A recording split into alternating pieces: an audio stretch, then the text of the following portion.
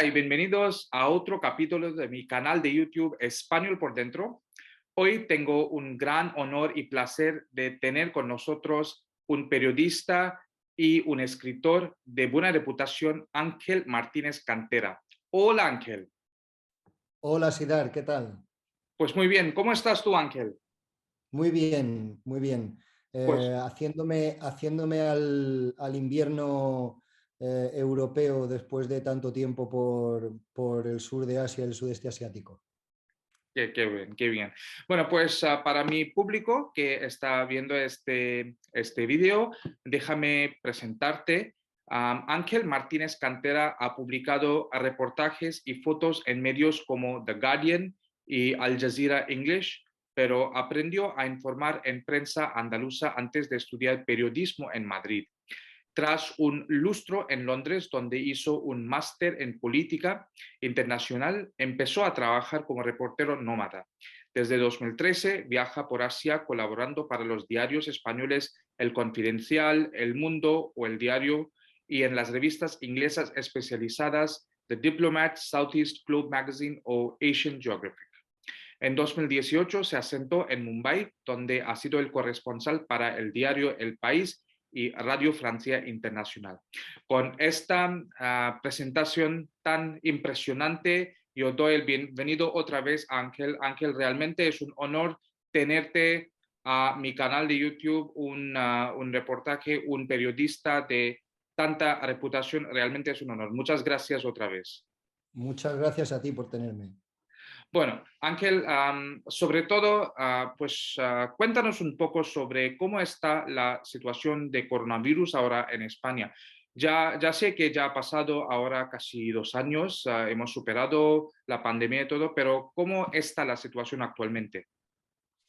Pues está, a ver, no hay mayores brotes y actualmente el gobierno y las autoridades sanitarias están realizando una campaña de vacunación por la gripe y por el coronavirus. La gripe se lleva vacunando en España sobre todo para personas en riesgo desde hace bastantes años, más de una década, y la situación de coronavirus, aunque hubo cierta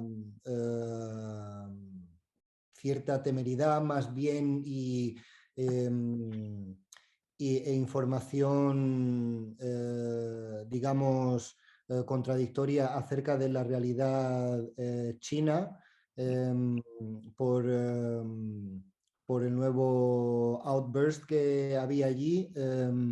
No se sabe de brotes en España conocidos y la situación está más bien calma. De hecho, han sido las primeras navidades desde el 2021 que se han mantenido los aforos tal y como estaban anteriormente. Se han permitido grandes aglomeraciones para festejos y para fiestas privadas y públicas, así que crucemos los dedos, la situación no ha empeorado y no tiene visos de empeorar. Bueno, pues menos mal. Bueno, para mi público me gustaría decir que, pues hemos visto a muchos escritores y autores del occidental que han escrito sobre la India y sobre Asia en general por su interés en diferentes campos de vida de la India, ¿no? Especialmente la religión y la yoga. Así que hoy vamos a hablar de un libro escrito por Ángel que habla del Asia. El libro se llama Al sur de Himalayas y es un libro fantástico que yo recomendaría a todo mi público que lo lea y voy a hablar con Ángel sobre este libro, aparte de su carrera también. Pues Ángel, la primera pregunta que yo tengo para ti es, ¿qué te motivó a escribir sobre las Himalayas? Pues el título realmente hace referencia. Yo quería escribir un poco hay dos motivaciones principales, una es la personal y otra, digamos, la más académica o profesional, si lo quieres decir así. La personal, quería hacer, digamos, un diario de el tiempo vivido y las experiencias que viví como reportero en el sur de Asia y en el sudeste asiático. De ahí que el nombre, aunque la mayor parte de los reportajes están centrados en India, eh, gran parte de ellos, y otros tantos en Nepal y no tantos otros en el sudeste asiático, pero de ahí que el nombre sea al sur del Himalaya porque es la región que engloba un poco el sur de Asia y el sudeste asiático. Y esta fue la región por la que me moví como reportero y corresponsal el tiempo que estuve en Asia. Además me permitía también un poco quitar o no incluir a un país asiático tan importante, pero que yo nunca visité como fue China.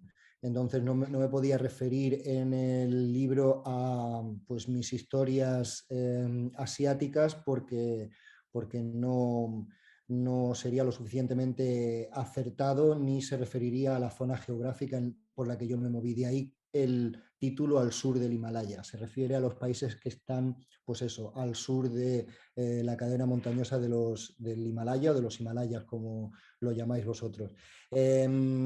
Y luego otra motivación más bien académica o profesional es primeramente la falta de conocimiento que hay, no tanto por parte de Occidente como un todo, es decir, de los lectores occidentales, porque es verdad que hay mucha y muy buena literatura de ficción y de no ficción acerca de India, del sur de Asia y luego más ampliamente del sudeste asiático también en inglés, pero es verdad que no hay tanta producción ni de ficción ni de no ficción en lengua española.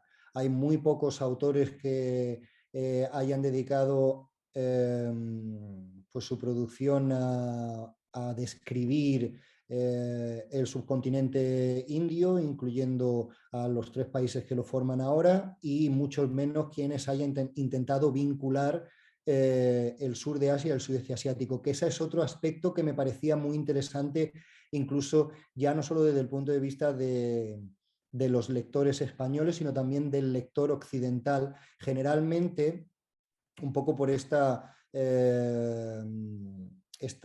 tendencia a hacer una división científica de alguna manera anglosajona digamos que encajonar y dar distintos labels a áreas geográficas, se hace mucho la diferencia entre el sur de Asia y el sudeste asiático.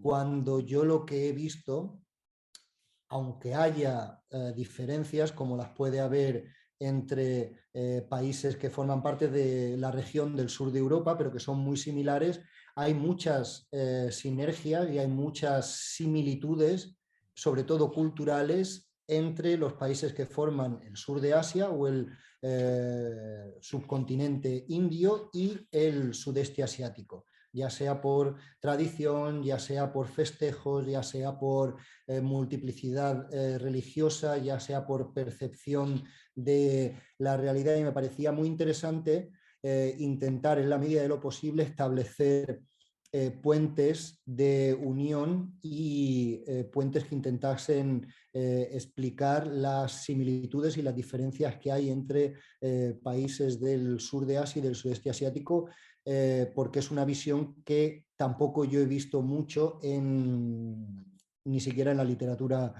anglosajona.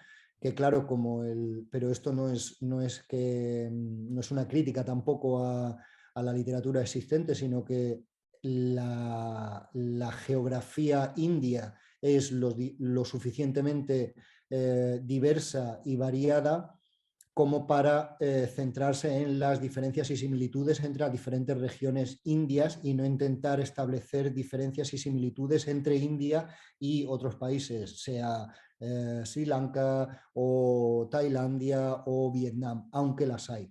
Entonces ese aspecto me parecía interesante. Es decir, unir por un lado mi trayectoria personal y profesional y por otro lado un vínculo que yo creo que hay entre ambas regiones. Bueno, eso es una respuesta muy fascinante porque Ángel, cuando tú hablas de la producción literaria de la India, ¿no? Especialmente en lenguas extranjeras como español, claro, llevas razón que no existe un gran número de obras traducidas. Y por eso como traductor, yo también como traductor intento siempre o estoy intentando traducir libros desde la India en español, porque yo realmente creo que nuestra literatura, la literatura de la India y con tantas lenguas que tenemos, tenemos potencial para que nuestra literatura sea famosa en todo el mundo. Y por eso es muy interesante lo que tú dices desde un punto de vista español. Es algo interesante ver que sí que existe un mercado, aunque sea pequeño, pero un mercado sí que existe para los autores indios. Y bueno, pues de ahí tu respuesta me lleva a la segunda pregunta, Ángel. ¿Qué fueron los retos en escribir este libro Al sur de Himalayas, tanto desde el punto de vista reportero como un punto de vista personal? Bueno, los retos, ya era un reto en sí mismo intentar hacer establecer estos paralelismos entre diferentes regiones de Asia sin caer en estereotipos, que es algo muy común. También otro de los retos es que aunque no intente, aunque sea consciente de los estereotipos, como cualquier persona que haya viajado o vivido en otro país, también soy consciente de la necesidad que hay de estereotipar las cosas, no para caricaturizar, sino para establecer, para generalizar acerca de costumbres, tradiciones y demás. Entonces, uno de los retos que me planteaba el libro y en el que puse mucho esfuerzo y sé por el feedback que me ha llegado de gente que ha leído el libro, que en parte lo he conseguido, es intentar no solo generalizar y estereotipar las costumbres y la forma en que la gente se comporta en los países que he visitado, sino también estereotipar y generalizar y un poco criticar la visión con la que las personas, los visitantes, ya sean viajeros, residentes, etcétera, y los estereotipos en los que generalmente la gente cae cuando visita otros lugares, intentando en la medida de lo posible abrir el foco e intentar hacer que la gente se dé cuenta, que el lector se dé cuenta de que muchas veces se tiende a coger la parte por el todo. Es decir, entender que una situación que se vive en un contexto determinado y en un país determinado se puede extrapolar a la totalidad de sus ciudadanos y de sus habitantes cuando no es así, pero no es así en India, que es un país de muchos países, y no es así tampoco en Luxemburgo, que será un distrito de una ciudad como Mumbai. Quiero decir que no es así en ninguno de los casos, pero también soy consciente de que las generalizaciones y los estereotipos nos ayudan a entender el mundo. Entonces, uno de los retos era intentar, sobre todo, ponerme yo en el punto de mira no solo realizar críticas que son inevitables y que han formado parte de mi trabajo como periodista acerca de las situaciones que veo, sino también criticar la forma en que yo critico, es decir, establecer un diálogo no solo con respecto a el sujeto objeto de mi estudio o de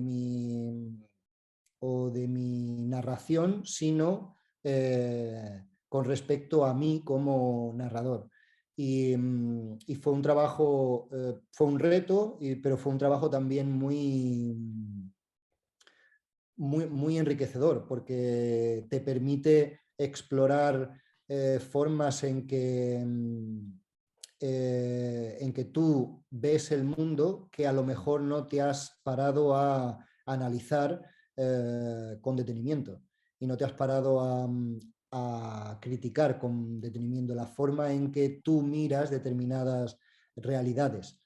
Eso me ha parecido un reto. Luego realmente el reto, el escribir acerca de multiplicidad de historias tampoco fue un reto tan grande porque el libro se concibió o lo concebí después de haber recopilado las historias. Yo no pensé en hacer el libro antes de tener las historias, sino que muchas de las historias, que algunas habían sido publicadas en medios de comunicación, otras no llegaron a publicarse, otras se vieron publicadas pero en un contexto diferente, y en el libro les he dado un ángulo que no tenían inicialmente en el reportaje, enfocando o poniendo el foco en una determinada persona que encontré, un determinado ángulo.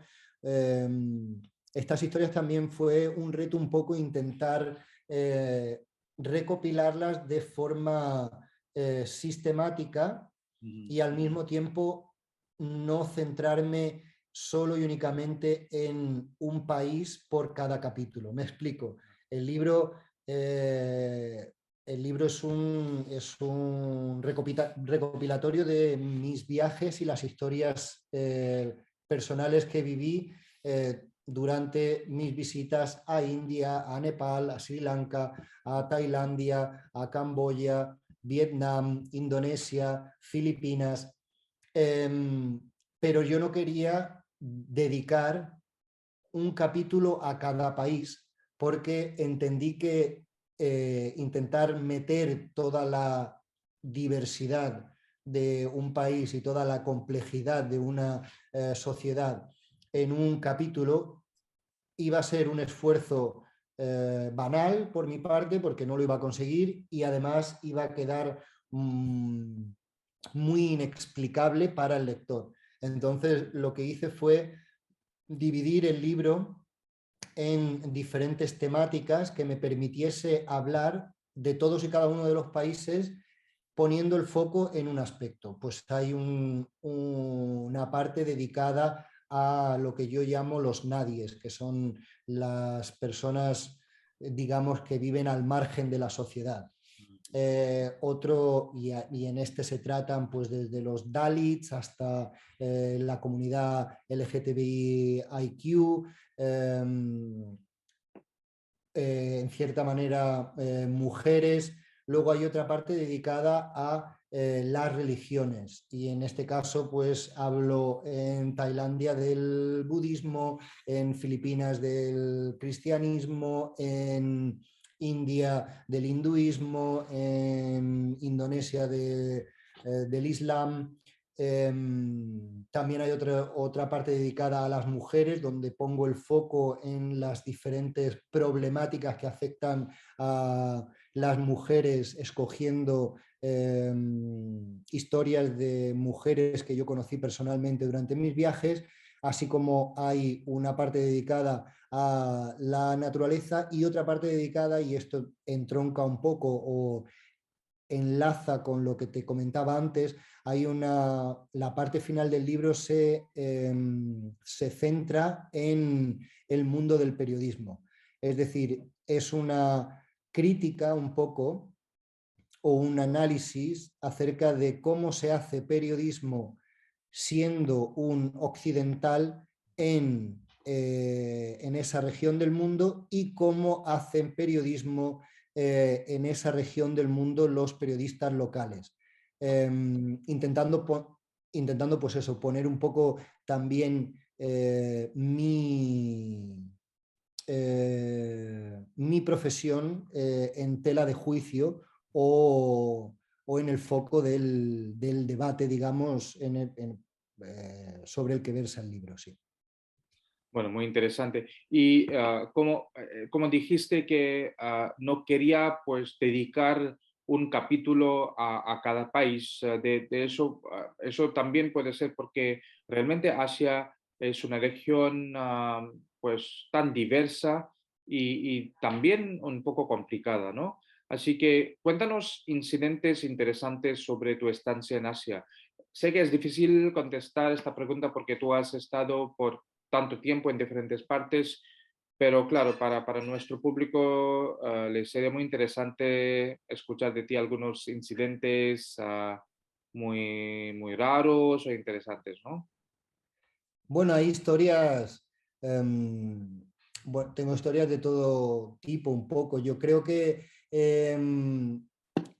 hay algo que en lo que generalmente no se repara un poco desde, digamos, desde la perspectiva de los occidentales. Tendemos a analizar India o el sudeste asiático, o sea, o el sur de Asia, por ejemplo, en el caso de India, tendemos a analizarlo con la misma homogeneidad que se le da a España o incluso a Europa. Y si tienes en cuenta la variedad religiosa que hay en India, es algo que me sorprendió entonces y que me sigue sorprendiendo ahora, porque creo que es algo en valor, que hay que poner en valor de la cultura y de la sociedad india. Cuando se equiparan las sociedades europeas y la sociedad india, en Europa no se es consciente de que en realidad aquí el 90% de la población, el 90-95% de la población, en el caso de España el 95% de la población es católica y en el caso de Europa, donde hay algo más de diversidad, el 92% de la población creo es cristiana. Es decir, si no todos creen o tienen los mismos, exactamente los mismos preceptos religiosos, porque formen parte de la misma congregación o de la misma secta, más o menos todos creen en el mismo Dios y siguen los mismos principios fundamentales, mientras que la virtud, creo, de un país como India, aunque es verdad que siempre la gente suele referirse a lo mismo, a la espiritualidad y demás, cuando se comparan sociedades europeas y la sociedad india, no se cae en la cuenta de lo extraordinario eh, que es tener un país en el que un tercio de la población es musulmana, un pequeño porcentaje es sikh, pero ese pequeño porcentaje, teniendo en cuenta la población india, es un gran número de personas, budistas, por supuesto hindúes, no se cae en la cuenta de lo rico que es eso y de lo extraordinario. Luego otra cosa que también me llama mucho la atención de India y que lo ponen en valor, yo creo, los padres fundadores un poco del país, es que, y sobre lo que no se saca lo suficiente, yo creo los indios no sacan suficiente pecho o no sabes lo que es sacar pecho, como no, no se no se ponen coquis, o sea, deberían sentirse mucho más ¿Orgulloso? orgullosos, eso es, orgullosos eh, por la forma en que nació India como una democracia. O sea, Mm, normalmente las democracias, a partir del nacimiento de la democracia, surgen los movimientos sociales y la división de poderes, pero en India ya venía eso dado y ya estaba la división hecha y es eso lo que le hace extraordinariamente interesante. Esto es algo un poco que he aprendido, no son tanto anécdotas, sino que es algo que he aprendido con el tiempo viviendo en el país. Es verdad que mucha gente, quizá a gente que haya estudiado acerca de la historia de India, esto le parezca un poco de perogrullo, algo simplón, porque ellos lo han estudiado, pero el hecho de darme cuenta mientras vivía allí, porque en realidad a mí no me movió a viajar por India un interés personal particular. mm. Yo empecé a viajar por India un poco de rebote, de carambola. Nunca me había sentido atraído por India en particular, ni por el yoga, ni por la espiritualidad. Simplemente una amiga estaba viajando por allí, yo necesitaba un tiempo para desconectar de mi vida en Londres y empecé a viajar por allí y una vez allí, desconociéndolo todo, me di cuenta de todo esto. Entonces, por eso creo que me causa tanto impacto, porque mi conocimiento acerca de ello no es que lo haya leído y luego lo haya visto, es que lo he visto y vivido. Luego, en cuanto a anécdotas particulares, pues mucha gente, por ejemplo, se tiene esta perspectiva también desde la perspectiva un poco occidental, europea, se cree que, bueno, que el budismo es una religión, digamos, o que cualquier persona que profesa el budismo es una persona mucho más pacífica y no violenta que cualquier seguidor cristiano, que un seguidor musulmán, etcétera, cuando no saben que la realidad, por ejemplo, en Birmania o en Sri Lanka es bien distinta y donde incluso allí hay monjes que activamente son violentos por sus razones particulares que no entramos a valorar, pero utilizan la violencia como una forma de cambio social, cuando esto en suma y por hablar en plata, desde el punto de vista de Europa, un poco a los europeos les explota la cabeza porque no entienden, les han contado y tienen esta idea un poco tergiversada y superficial de que el budismo es todo paz y no violencia, cuando no tiene por qué ser el caso y de hecho no lo es. Eh, Experiencias que tuve en particular, bueno, en mi primera visita a India y Nepal me causó mucho impacto conocer, por ejemplo, a la diosa Kumari de Katmandú, eh, que es las Kumaris, de hecho, la realidad Kumari creo que también ha existido en India, pero es algo que sigue existiendo en Nepal. En el Valle de Katmandú hay al menos tres niñas diosas, que se las considera diosas porque se supone que una diosa se encarna en ellas durante su prepuescencia hasta que tienen la primera menstruación y toda la tradición y todas las costumbres que giran alrededor de esa niña, que además en el caso de la Kumari real de la ciudad de Katmandú, es una niña que al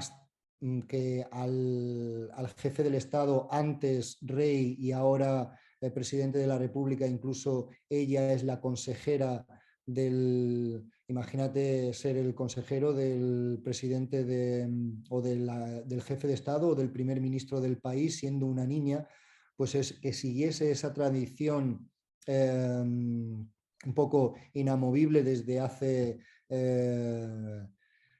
cientos de años me pareció muy curioso, y además el hecho de poder tener acceso a una de las niñas cuando están tan sumamente aisladas y protegidas por parte de la principal comunidad de Katmandú. Eso me causó gran impacto, pues eso, en el primer año. Pero bueno, hay muchas, como esa, hay muchas historias.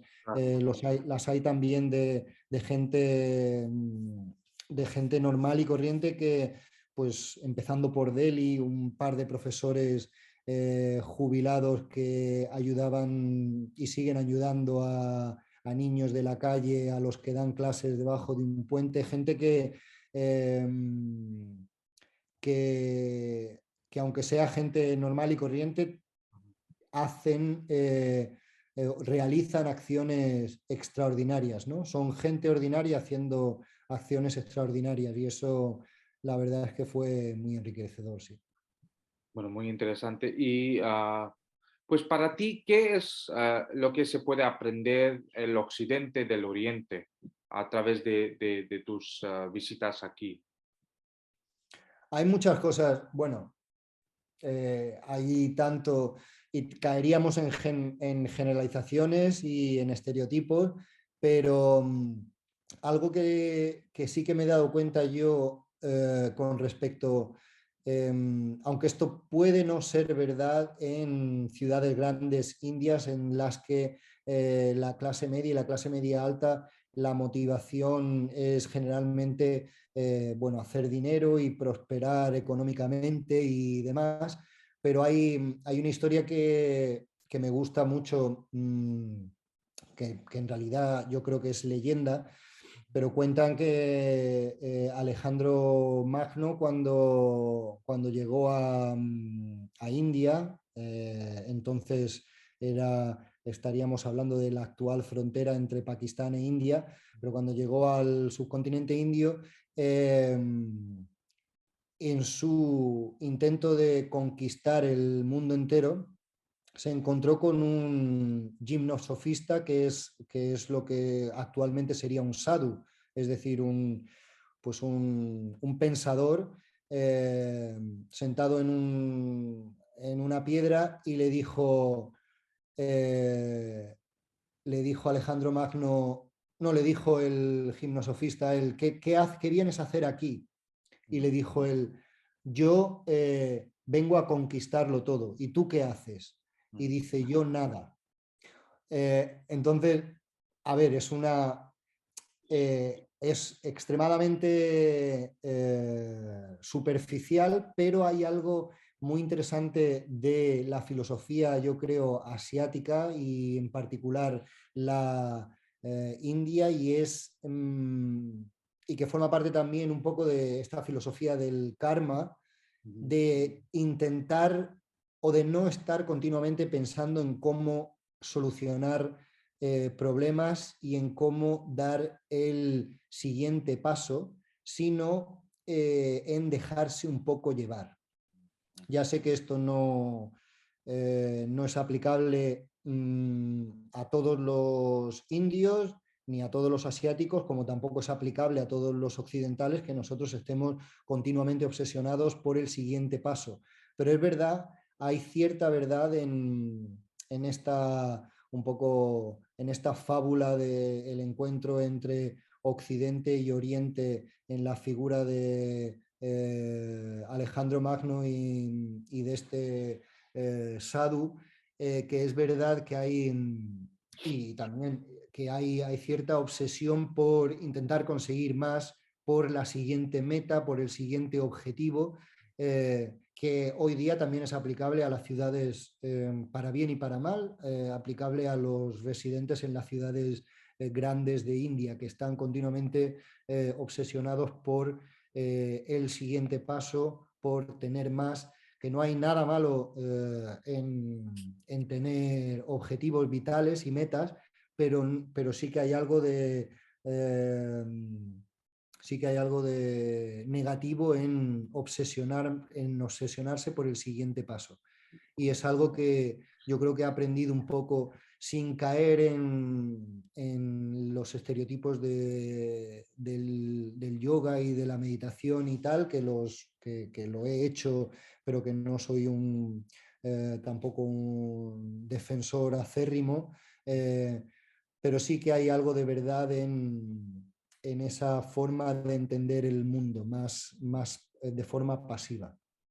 Bueno, pues muy interesante. Y Ángel, ¿qué choques culturales experimentaste durante tu estancia en la India? Aunque entiendo de tus respuestas que tú viniste a la India con una mente bastante abierta y una mentalidad abierta, pero claro, habrían sido algunos choques culturales, ¿no?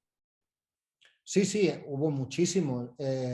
Aunque fuese, yo no, si te soy sincero, no creo que fuese a India con una mentalidad particularmente abierta. Sí fui a India sin tener muchas expectativas, porque no desconocía mucho del país, pero sí que tenía prejuicios que había adquirido aquí porque es inevitable no tener nociones o ideas acerca de un país tan grande como India. Se tienen prejuicios acerca normalmente de India como país, de China como país y luego de realidades extensas y tan diversas como África como un todo, América, Europa, quiero decir. Entonces sí que tenía prejuicios, pero choques culturales, pues, por ejemplo, me fascinaba y me sigue fascinando algo también en el tema religioso que no se acaba de entender en Occidente y es el respeto con el que se entiende la religiosidad y la espiritualidad de cada persona. En Europa tendemos a ponernos medallas y a sentirnos orgullosos de lo transigentes y de lo eh, respetuosos que somos con respecto a otras religiones. Pero es muy sencillo, y esto también está unido a lo que te comentaba antes, es muy sencillo ser respetuoso cuando tu pensamiento y el mío son muy similares. Si tú y yo pensamos acerca de prácticamente todo igual, entonces es mucho más sencillo para mí tenerte respeto y para ti igual. Lo difícil es respetar y transigir cuando la otra persona piensa totalmente diferente.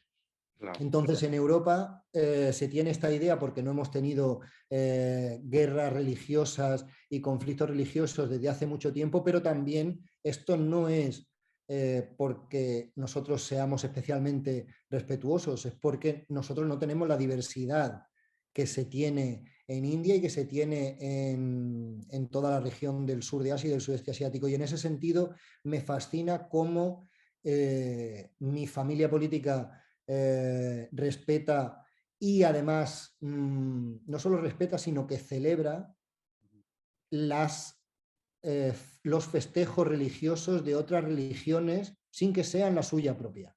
Mm.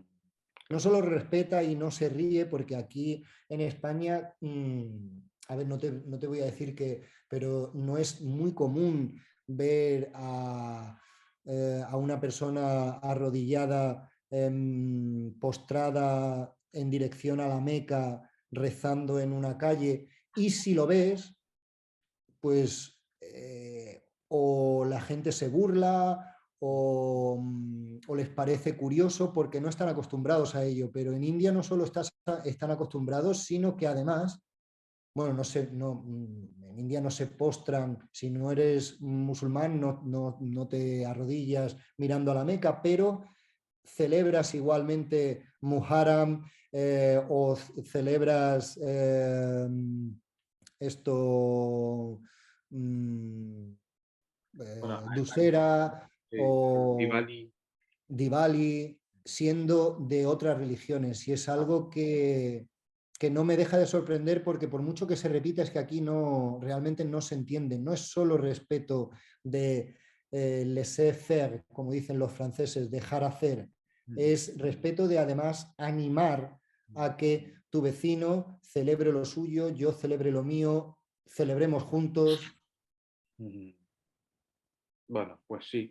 Y lo que pasa es que mi siguiente pregunta viene de la pregunta anterior. Si podrías dar una perspectiva diferente, porque mi pregunta es, ¿qué imagen tenías tú en tu mente sobre el subcontinente, no solo de la India, sino el subcontinente, antes de venir y cómo es ahora tu imagen del subcontinente después de visitar? ¿Podrías dar una perspectiva diferente de lo que ya has hablado? Sí, sí. Bueno, antes de ir, ya te digo que era muy poco lo que y lo poco que conocía, como ocurre cuando se ignora una realidad, era extremadamente superficial. Yo pensaba de India el estereotipo que tiene todo el mundo que desconoce el país. Bueno, si lo desconoces completamente, no sabes ni situarlo en el mapa, pero quien cree que conoce un poco, pero no lo conoce bien, yo pensaba que India era un lugar de faquires, pobreza extrema y gente un poco, a ver, gente, entre comillas, gente en taparrabos muy espiritual.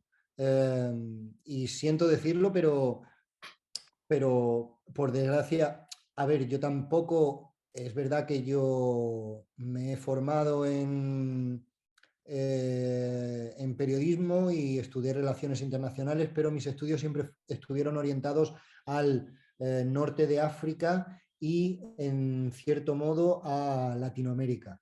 Entonces es normal también, yo muchas veces disculpo un poco o justifico la ignorancia que tenemos en España porque, y también la falta de información por parte de los medios de comunicación españoles, porque es normal que, incluida la producción literaria, es normal que la producción literaria y el enfoque desde España se centre en el vínculo y el legado histórico y cultural que España tiene con los países latinoamericanos, con los que comparte lengua, y por otro lado con los vecinos más cercanos, que es el norte de África, y con los que tienen relación continua, además de, por supuesto, con los países europeos. Entonces es normal hasta cierto punto que se desconozca, que no haya interés y que la lejanía geográfica con respecto a Asia como un todo sea también lejanía en el conocimiento, porque no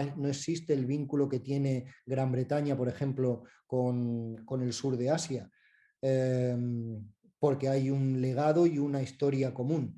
Entonces, yo justifico un poco eso, pero aunque lo justifico por lo que te cuento, también tengo que ser honesto y decirte lo poco que sabía y lo extremadamente superficial que era mi conocimiento acerca de India. Y luego ha cambiado, pues, infinito. No sabía, bueno, lo,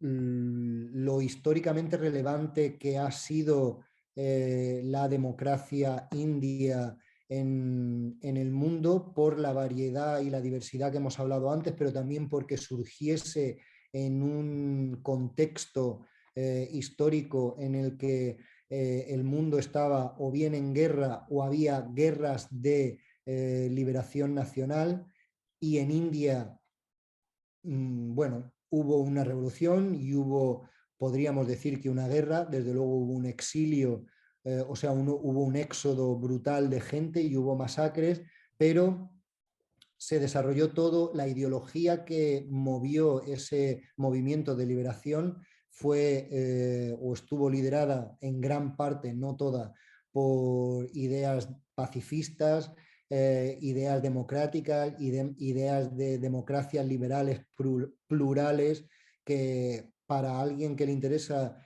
la historia y la política es extraordinario por el contexto en el que nació. Ahora sí que sé todo eso y antes no lo sabía, por ejemplo. además de, bueno, de saber que India no es tanto, si hubiese que definir con, digamos, con los mismos estándares superficiales con lo que lo hacía anteriormente, o sea, antes de viajar a India, no es que India sea pobre, es que India realmente es desigual. Y esa desigualdad cada vez se está alargando más entre los muy, muy ricos, pero se está estrechando más entre la clase media, es decir, está habiendo mucha más clase media ahora porque está prosperando el país, cosa que antes lo desconocía y además tenía esta idea errónea de que era un país pobre cuando no es un país pobre, es un país desigual. Igual que también es algo que he aprendido con el tiempo después de viajar mucho por el país. Realmente India no es el país extremadamente sobrepoblado ni que todo el mundo piensa. Claro. India están sobrepobladas las ciudades, pero no está sobrepoblado la India rural. En realidad hay espacio para todos, aunque es verdad que debería haber una regulación natural, no impuesta, de la población, pero hay espacio para todos en todo el país. Lo que está muy densamente poblado son las ciudades, que están, diría yo, insultantemente densamente pobladas, sí. Y que supone un problema, además. Pues sí. Sí, otra vez una respuesta muy fascinante e interesante y me hace pensar en muchas cosas que por falta de tiempo aquí en esta entrevista no podría compartir, pero en otro momento. Pasamos a la siguiente pregunta, Ángel, sobre, pues, en tu opinión, y como, tanto como un español, ah, como un europeo, ¿cuál es el concepto oriental más importante para los españoles? El concepto oriental, bueno, yo creo que, a ver, lo resumiría a día de hoy, el yoga. Claro, Aunque para mí no lo sea, ¿eh? Para mí a lo mejor, fíjate, pues no sé, yo te diría que eh, eh, para mí, si tuviese que rescatar un concepto, sería pluralismo, más que ninguna otra cosa. Pero bueno, ¿qué piensas tú? Ya que he hablado yo tanto y te estoy dejando un poco que no te estoy dejando hablar, solo preguntas, ¿qué piensas tú? no, Ya pero que, este espacio es para mi invitado. Tú eres mi invitado, ya, claro. yo te voy a preguntar, ¿no? Te entiendo. Bueno, pero esta pregunta, como la respuesta es corta y de una sola palabra y ya Claro, la he no, respondido, no, es que, ¿qué no, no, piensas? es que lo que tú has hablado es bastante interesante porque, claro, el yoga hoy en día, especialmente con nuestro primer ministro, que ha enfocado mucho en el aspecto de yoga, claro, sí que es algo que se ha convertido en un día muy importante, ¿no? El Día Internacional de Yoga, no solo en España, sino en muchos otros países. Pero sí, lo de pluralidad, lo que tú has contestado, esta solo única palabra como respuesta es muy importante porque, claro, aquí tenemos conflictos a pesar de tener una pluralidad, tenemos muchos conflictos y estamos en el proceso, Ángel, de reabrir o reconstruir nuestra historia que hemos leído en nuestros colegios Ujú. desde hace décadas y muchos años, ¿no? Ahora con el partido político de BJP que está, está gobernando, hay muchas voces nuevas, ¿no? Especialmente en campo de historia, que están diciendo que lo que hemos estudiado en nuestros manuales de historia en los colegios no ha sido todo lo correcto. Y por Ujú. eso lo de pluralidad que tú hablas y nosotros aquí tenemos un lema muy famoso desde nuestras niñas, ¿no? Que hemos aprendido que la unidad es diversidad. o Ajá. la unidad en diversidad, ¿sí? Unity, Ujú. diversity, es lo que hemos aprendido y hemos tenido esta imagen de que todos nosotros vivimos muy cordialmente entre todas las religiones, pero claro, si uno se investiga más profundamente, hay muchas capas Hombre, entre todo esto de lo que se supone que es la pluralidad, ¿no? ujú. Pero de eso no querría hablar más porque no solo porque tú eres el invitado, sino también porque este tema merece otro episodio. Así que si tú tienes tiempo, podemos hacer otro episodio, ¿sí?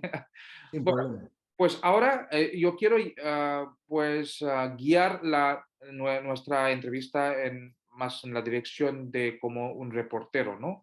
Y, Ujú. y es algo que es una pregunta que yo quería hacerte cuando pensé en entrevistarte, ¿no? Que cuando yo leo El País o yo leo cualquier otro diario español, ¿no? No hay muchas noticias sobre la India, sobre No, todo. no. Y cuando hay algo, siempre o casi siempre es negativo. Y por eso me gustaría saber, en tu opinión, cómo ha sido históricamente, si hablamos de historia, ¿no? Si es posible para ti, pues remontarte hace unas décadas, el reportaje sobre la India en España y qué debería cambiar. Bueno, creo que ha sido, a ver, el tiempo que yo he estado, desde que yo visito India, que empecé a visitarla en 2013, Ujú. hasta la fecha, solo ha habido cuatro corresponsales que yo conociese para medios de comunicación españoles. Ujú. Cuatro, contando conmigo, luego tres. Ok. Es decir, un, un número extremadamente Ujú. pequeño para un país que no solo geográficamente es muy grande, que no solo es muy grande a nivel de población, sino que también es muy importante a nivel económico y que también es muy importante, más aún ahora con toda la estrategia Indo-Pacífico, es muy importante a nivel geopolítico. Entonces, la cantidad de, por ejemplo, a día de hoy no hay corresponsales de los dos principales medios de comunicación escritos españoles, no hay corresponsales en India. Eh, y hubo, ¿Cuáles son las dos importantes? yo diría que el mundo y el país, Ok. Ujú. y no hay corresponsales en India. Ujú.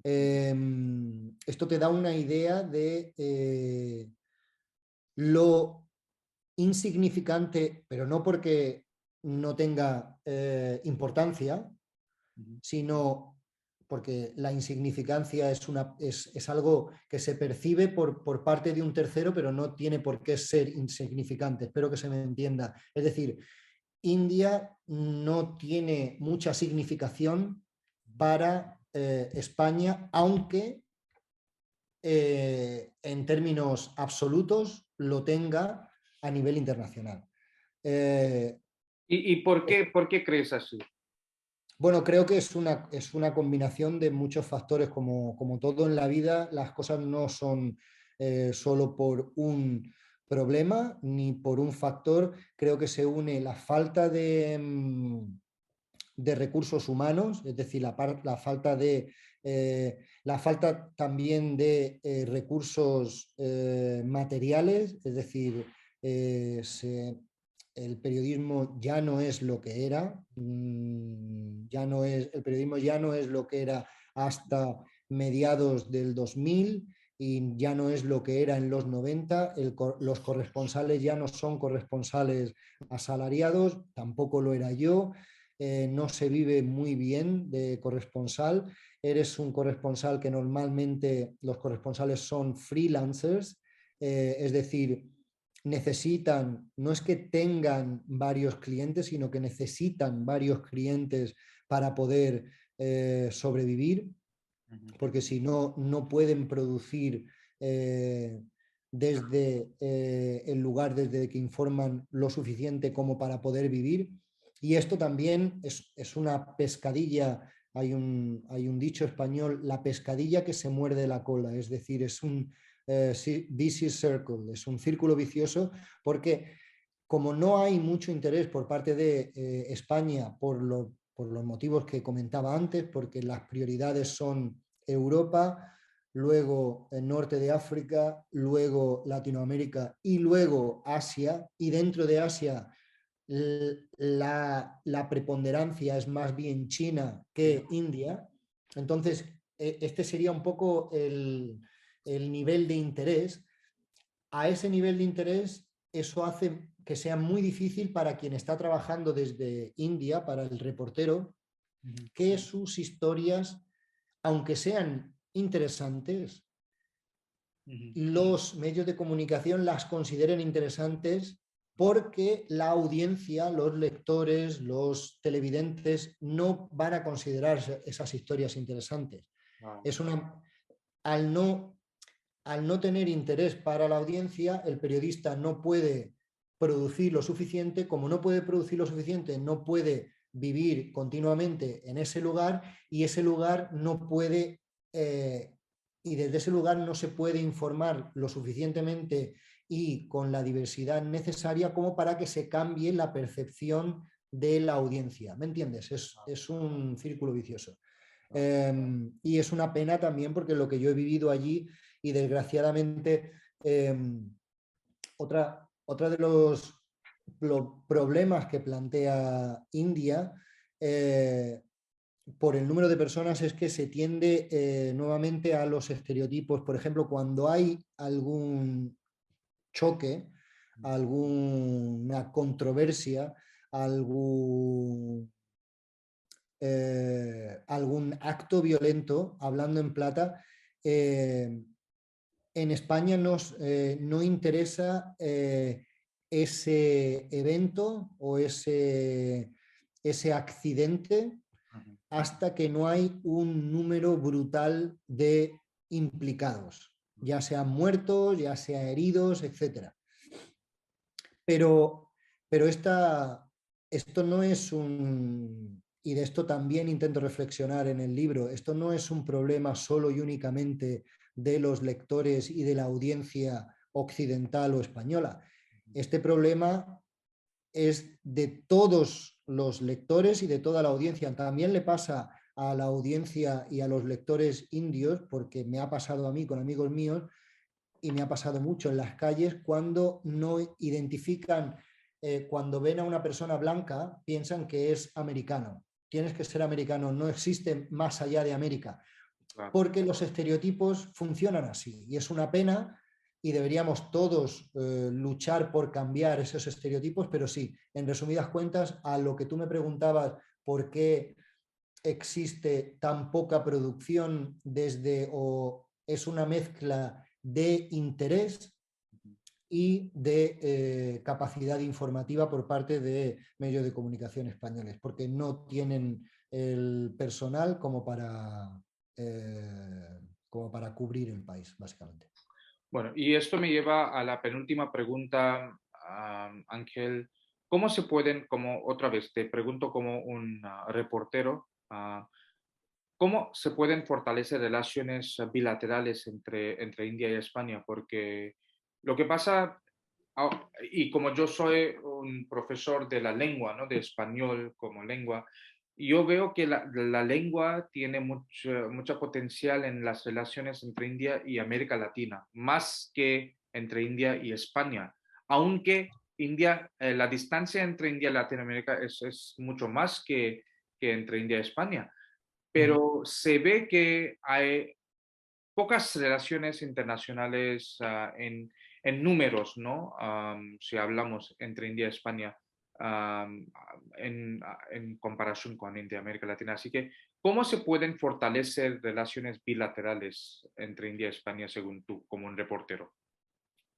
Bueno, pues me parece muy interesante que subrayes que hay más relaciones o que tú ves más relaciones entre India y Latinoamérica que entre India y España y te preguntaré luego por qué, no te voy a hacer contestarlo ahora porque la pregunta es para mí, pero me parece muy interesante porque nunca habría pensado de esa manera. Creo que también y un poco al hilo de lo que me cuentas, y I'm thinking aloud, o sea, estoy hablando mientras lo pienso, no tengo una idea formada acerca de esto, pero creo que puede estar relacionado un poco con la decadencia de Europa. Decadencia no en el sentido peyorativo del término, sino que Europa, aunque sea digamos, ejemplo de, por ejemplo, democracias liberales y de derechos humanos, hablando en términos generales, y sea también esté un poco, digamos, en el centro geopolítico del mundo porque administrativamente hay muchas oficinas de las organizaciones supranacionales que están en Europa. Creo que puede ser que Europa esté perdiendo, digamos, el papel de supremacía en el sentido menos negativo del término, el papel preponderante, el papel principal que tenía antes y ahora en un mundo mucho más multi mm, participativo y multisectorial, sea mucho más interesante los vínculos y los lazos que se puedan dar entre India y Latinoamérica. Por otro lado, también India y Latinoamérica, desde la perspectiva histórica, comparten, son subcontinentes que tienen el mismo proceso genealógico, es decir, el mismo nacimiento. Nacen como regiones descolonizadas que pasan por un proceso revolucionario que llegan a adquirir ciertos niveles de igualdad económica entre las diferentes capas de su sociedad. Entonces, es más normal que tengan, bueno, son parte de lo que se llama el sur global o naciones en vías de desarrollo, entonces es más normal, pero me sigue pareciendo muy interesante que veas más vínculo lingüístico o más interés lingüístico entre India y los países hispanohablantes de Latinoamérica que entre España. Bueno, te digo, no, no solo yo te hablé sobre el aspecto lingüístico, pero también existen relaciones bilaterales en el campo de comercio también. Claro, sí, sí, sí. Creo que está vinculado con esto. Creo que en ese sentido, y por responder realmente a lo que me preguntabas y no subirme al tren de lo que has dicho tú,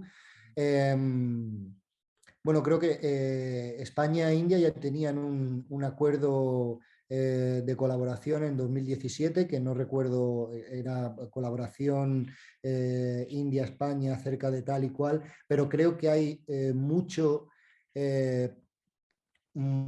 campo por explotar en cuanto a la Agenda 2030, todo lo que tiene que ver con sistemas de energías renovables, sostenibilidad. En India se tiene el potencial ingeniero em, y de mano de obra y en, y en España se tiene también la experiencia previa en el campo sobre todo de las energías eólicas como energías renovables, que es algo que India, bueno, aparte de los del, de la energía solar, que en India, aunque no se conozca mucho en Occidente y menos en España, pues por ejemplo, India es uno de los pocos países en los que hay un aeródromo, o sea, no, un aeródromo, un aeropuerto que está 100% Bueno. que opera 100% con energía solar, es el de Kochi. Bueno, sí, aunque lo que pasa es que para empezar no tenemos un vuelo directo entre India y España. Ah, Sí, bueno, sí, sí. Eso, por ejemplo, sí. y esto es que hace unos años, en 2017, cuando yo visité España por la primera vez, la compañía aerolínea Indian Airlines o Air India había empezado un vuelo directo entre Delhi y Madrid, pero esto, Duró muy poco porque terminó precisamente con la pandemia, sí. claro. Mi familia y mis amigos sí que volaron, no, quizá no volaron directamente, ahora no recuerdo bien, pero yo que me casé en India 3 meses, 4 meses antes de que estallase la pandemia. Creo que aún operaban hasta 2020, creo que aún había vuelos directos solo Madrid-Delhi y Sí. había empezado hacía muy poco tiempo. Empezaron esos vuelos 3 años antes o así. En Sí, 2016 o 17, sí, sí. sí, Bueno, sí. y pues por la falta de tiempo, pues me gustaría hacerte la última pregunta, Ángel. Sí. ¿Qué planes futuros ahora tienes en cuanto a la India y cuándo vas a visitar la próxima vez? Bueno, pues no lo sé, realmente me estoy reasentando en España. Hacía eh, más de 10 años que no vivía aquí.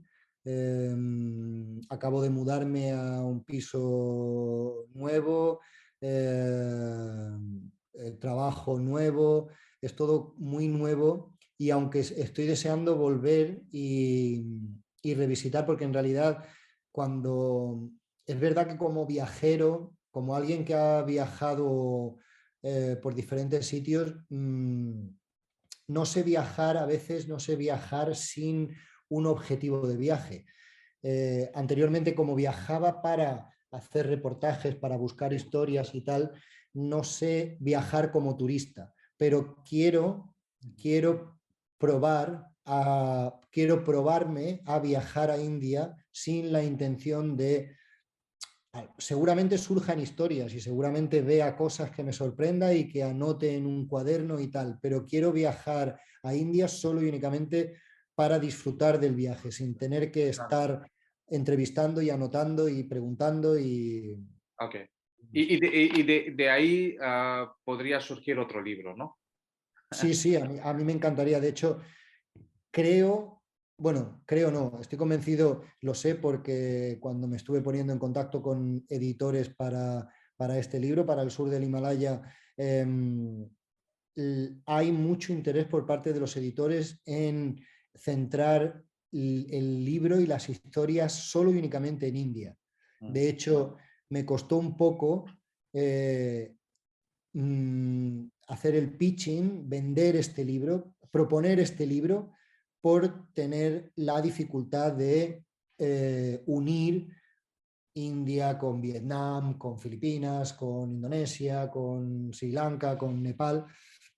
Eso Bueno, fue, como te he dicho antes, uno de los retos. Entonces sé que hay mucho interés por parte de editores acerca de libros solo y únicamente de India y hay mucho interés por mi parte de redescubrir el país y, a ver, yo no creo que las historias, yo tengo las ideas, he intentado un poco plasmar más o menos todas las ideas que tengo acerca de India en el libro, pero espero que mis ideas vayan cambiando conforme cambie mi percepción de India y cambie India en sí misma con el paso del tiempo. O sea que igual dentro de unos años escribo algo ligeramente diferente, ¿sabes? Bueno, que sigas visitando India y que sigas teniendo más vínculos con nuestro país tan bonito, porque el motivo de este canal de YouTube y también por eso este episodio contigo es crear más vínculos entre India y España y también entre India y América Latina. Así que espero que a través de esta entrevista, pues generé más interés en la India, aparte, pues, por la parte de los españoles y también aquí en la India, que yo voy a pues dejar en la descripción de este video el link de tu libro y espero que el público que está viendo este video pues vaya a comprar el libro y leer, porque yo creo que este libro va a ayudarnos a los indios también a entender a nuestro país desde un punto de vista español, ¿no? Y esto es lo que se cree más puentes entre culturas. Así que Pues de muchísimas acuerdo. gracias, Ángel, por estar aquí y espero seguir en contacto contigo. Y hasta el siguiente capítulo de Español por Dentro. Chao. Chao, muchas gracias.